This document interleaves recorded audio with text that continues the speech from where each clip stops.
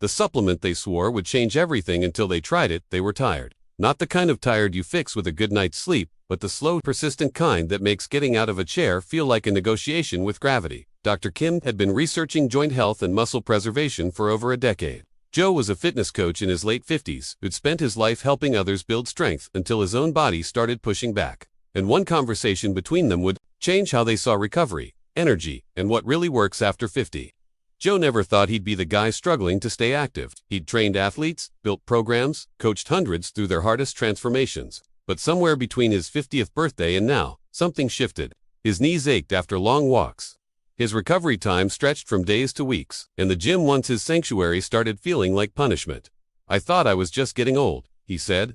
That this was normal. Dr. Kim heard that line constantly. Patients would come in, frustrated, exhausted, and convinced that their best years were behind them. But she'd seen something different in the research, something most people never heard about.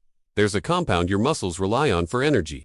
It's called creatine. Your body makes it naturally, but as you age, production drops. And with it, strength, endurance, and recovery all take a hit. Most people associate creatine with bodybuilders or gym culture, but the science tells a very different story. Studies show it supports muscle preservation, cognitive function, and even bone health in older adults. And unlike many supplements that promise everything and deliver nothing, creatine has decades of peer-reviewed research backing it. But Joe wasn't sold yet.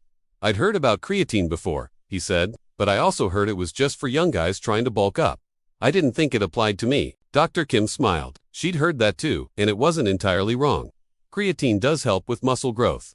But what most people miss is how it works. It doesn't just build size, it restores energy at the cellular level. And for someone like Joe, that meant better recovery, less fatigue, and a fighting chance to keep doing what he loved. But what happened next changed everything. Joe agreed to try it.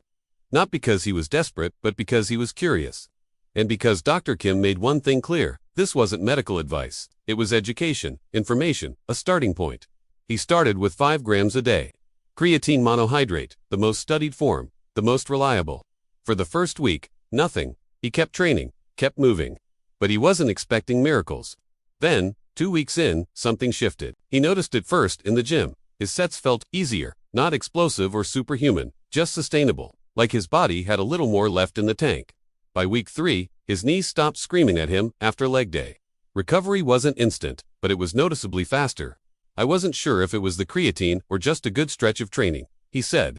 But something was different. Dr. Kim had seen this before.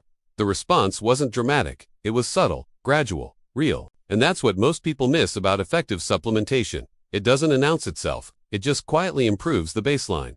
But she also knew Joe would have questions. Because creatine isn't the only option out there. Some people swear by collagen for joints. Others try glucosamine, turmeric, or omega-3s out, and all of those have their place. But here's what the research shows. Creatine works differently. Collagen supports connective tissue. Glucosamine may help cartilage. Turmeric reduces inflammation. Creatine, it fuels the muscle itself. It gives your cells the energy they need to contract, recover, and rebuild. And when your muscles are stronger, they protect your joints. They stabilize your movements. They keep you functional. Joe started experimenting. He tried stacking creatine with collagen. He tested different doses. He tracked his energy, his soreness, his mood. And he realized something important. It wasn't about finding the perfect supplement. It was about understanding what his body actually needed. "I used to think supplements were either magic or garbage," he said. "But the truth is somewhere in the middle. Some work, some don't, and most people never test long enough to know the difference." Dr. Kim agreed. She'd seen patients chase trends, burn through money, and quit before anything had time to work. The key wasn't jumping from one supplement to the next. It was consistency, patience, and knowing what to look for. Then winter hit, and with it, the real test. Joe's training intensity dropped, he got sick for a week, his routine fell apart. And for the first time since starting creatine, he stopped taking it. Within 10 days, he felt the difference. Not a crash, but a slow decline. His energy dipped. His recovery stretched. His joints started barking again. "I didn't realize how much it was doing until I stopped," he said. Dr. Kim wasn't surprised. Creatine doesn't fix everything. But when it works, it quietly holds things together.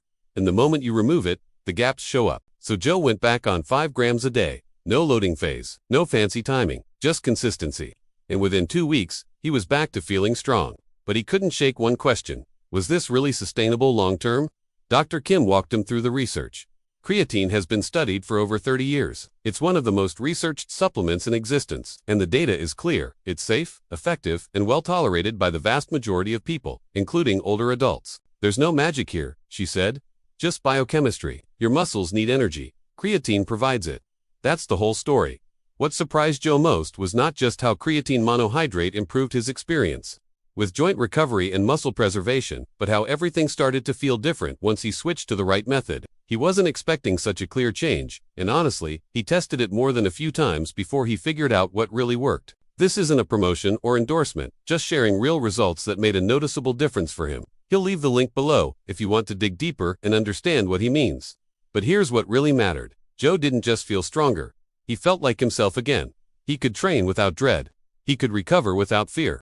He could move through his life with the confidence that his body wasn't failing him. And that's what this whole conversation was really about. Not supplements, not science, not even aging. It was about agency, about refusing to accept decline as inevitable, about finding small, sustainable tools that give you back what you thought was gone. Dr. Kim still sees patients who've given up, who've tried everything and believe nothing works, who've resigned themselves to pain, fatigue, and frustration. And every time, she thinks of Joe. Because he didn't need a miracle, he just needed information, patience, and the willingness to test something that made sense. I'm not saying creatine is the answer for everyone, Joe said, but I'm saying it's worth understanding. Because most people dismiss it before they ever give it a real shot. Dr. Kim nodded. And that's the real tragedy. Not that people fail, but that they stop trying before they find what works. So if you're watching this and you're tired, truly tired of feeling like your body is slipping away, maybe this is the moment to ask a different question. Not what's wrong with me, but what haven't I tested yet? Not is this normal, but what's actually possible. Because the truth is, you don't have to accept decline. You don't have to surrender your strength, and you don't have to believe the story that aging means giving up. There are tools, there's research, there's a path forward. And sometimes, it starts with one simple compound and the willingness to see what happens. Tell us which country or city you're watching from. See you in the next video. Bye.